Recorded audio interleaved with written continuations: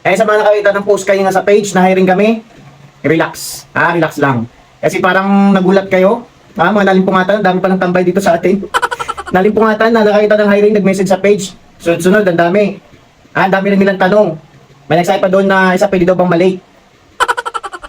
Kasi kung pwede naman malate, huwag lang sobrang late. Tapos yung isa, pwede daw bang magdala ng bata. Kung yung bata marunong mag-edit, pwede.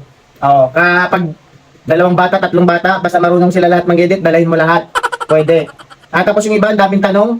Parang lalabas ako na ini-interview. Yung totoo, kayo ba yung hiring? Ako na mag-apply. Nakakaya naman eh. May nag-message din kanina. Pag may activity daw po ba kami sa school o meron kaming quiz, pwede po mag-absent?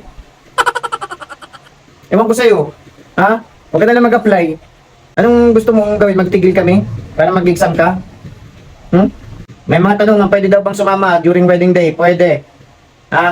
Basta, huwag kang matakaw. Kasi baka mas marami ka pang kainin kaysa sa amin doon.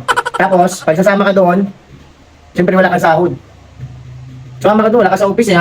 Naka po sa page, hiring kami ng office staff. Hindi ko naman sinabi doon na hiring kami ng sasama sa kasal. Tanda mo yan. Tapos may nag-message doon. Sabi niya, pwede daw bang umalis din pag nakahanap na siya ng trabaho niya? Ano gawin mo dito? Gagawa ka resume? Sa computer shop ka na lang magtrabaho, gawa ka ng resume doon, tapos alis ka pagtatapos sa isang araw. Tapos yung iba hindi pa nakakasimula, tatanong ka agad kung pwede mag-absent. Hindi ka pa nga na-hire. Absent agad. Maghanap ka muna ng trabaho.